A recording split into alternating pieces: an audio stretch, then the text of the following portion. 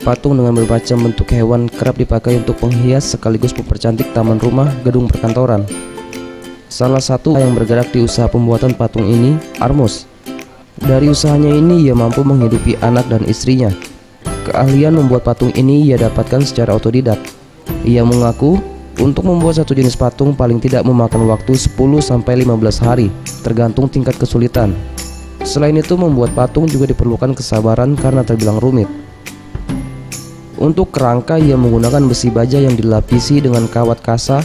Setelah itu diberikan adonan semen secara bertahap hingga membentuk patung hewan yang diinginkan. Untuk harganya sendiri berkisar dari 2.500.000 untuk yang kecil, sedangkan yang besar bisa mencapai 15 juta rupiah. Relatif kalau harga, tergantung besar kecil juga. Dari harga yang murah sampai yang mahal tuh? Yang paling murah itu 2,5 juta. Yang paling mahal tuh ada 1,15.